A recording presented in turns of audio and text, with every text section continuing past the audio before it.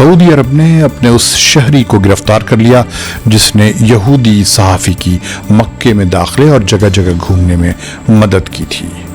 اسرائیل کے دوست ملک بحرین کی ایک خاتون وزیر نے اسرائیلی یہودی سفیر سے ہاتھ ملانے سے منع کر دیا۔ بحرین کی بادشاہ نے سزا کے طور پر اپنی ہی وزیر کو برخاست کر دیا۔ آج یہی تفصیل بیان کی جائے گی۔ اگر آپ نے اب تک یہ چینل سبسکرائب نہیں کیا ہے تو اسے فوراً سبسکرائب کر لیں اور ساتھ ہی بیل آئیکن کو بھی کلک کر دیں تاکہ اپڈیٹس وقت پر ملتی رہیں۔ آج اتوار کا دن اور جولائی کی 24 تاریخ ہے۔ عرب دیش کے سننے والوں کو فیض الحق کا سلام۔ سعودی سیکیورٹی کے محکمے نے اعلان کیا ہے کہ اس سعودی فکسر کو گرفتار کر لیا گیا ہے جس نے اسرائیلی ٹی وی چینل کے لیے کام کرنے والے امریکی یہودی صحافی کو مکے میں داخلے میں مدد کی تھی جہاں غیر مسلموں کا داخلہ ممنوع ہے۔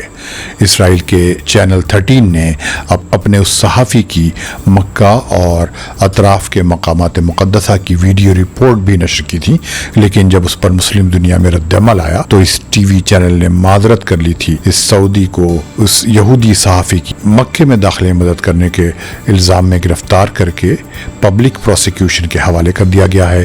سعودی سیکیورٹی کے محکمے نے ٹویٹ کر کے کہا ہے کہ یہ عمل ملک کے قانون کے خلاف اور اس جرم میں مدد کرنے والے سعودی کے خلاف قانونی کارروائی کی جائے گی۔ یہودی صحافی کے مکہ اور مشاعر میں دھوکے سے گھومنے پھرنے کا واقعہ اس وقت پیش آیا جب حج کا موسم تھا اور مکہ اور اس کے اطراف میں سخت سیکیورٹی انتظامات تھے اور جگہ جگہ چیکنگ چل رہی تھی۔ اس صحافی کی جو ویڈیوز ریلیز ہوئی ہیں ان سے بھی اندازہ ہوتا ہے کہ وہ چھپ چھپا کر اپنے ویڈیوز کی شوٹنگ کر رہا تھا۔ اسی دوران حرمین شریفین کے نگراں ادارے کے سربراہ شیخ عبد الرحمن سدیس نے کہا ہے کہ حرمین کا تقدس سعودی عرب کے لیے ریڈ لائن ہے اور جو بھی اس کو کراس کرے گا، چاہے اس کی جو بھی شہریت ہو اور جو بھی اس کا پیشہ ہو، اس کے خلاف کارروائی میں کوئی نرمی نہیں برتی جا سکتی۔ انہوں نے سعودی چینل العربیہ کو اپنے ایک انٹرویو میں کہا کہ حرمین اور مشاعر کے سلسلے میں تمام قوانین کی پابندی لازمی ہے۔ اسی دوران بحرین کے بادشاہ سلامت حمد بن عیسیٰ آل خلیفہ نے اپنی ایک خاتون منسٹر مئی بنت محمد آل خلیفہ کو ان کے عہدے سے اس لیے برخاست کر دیا کیونکہ انہوں نے بحرین اسرائیل تعلقات کی مخالفت کی تھی اور اس کا اظہار اس طرح کیا تھا کہ انہوں نے اسرائیل کی منامہ میں مقرر خاتون سفیر جن کا نام ایتانیہ ہے سے ملاقات کے دوران مصافحہ کرنے سے انکار کر دیا تھا۔ مئی آل خلیفہ بحرین کی منسٹر آف کلچر اینڈ اینٹیکٹیز تھیں۔ وہ تقریباً 20 سال تک میڈیا اور کلچر کے میدان میں کام کر چکی ہیں۔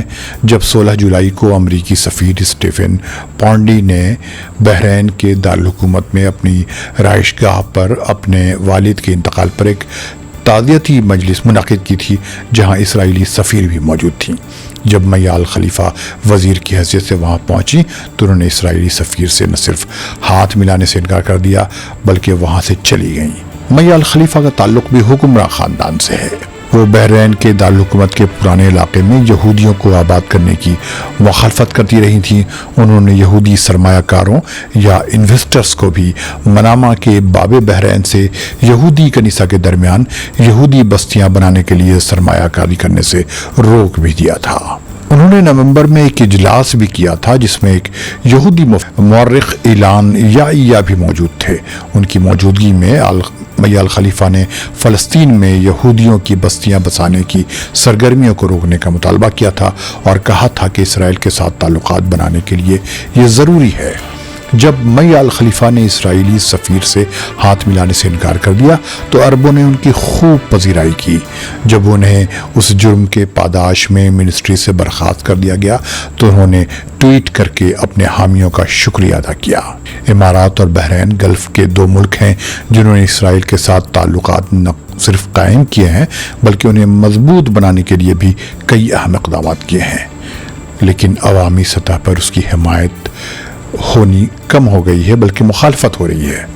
अरब ममालिक मसले फ़लस्तीन पर मुत्तहिद होते नजर आ रहे हैं। मैंने ये तफसील इससे पहले वाले वीडियो में बयान की थी, अगर चाहें तो उसे दोबारा देख सकते हैं। मिलते हैं अगले बुलेटिन में। खुदा हाफिज।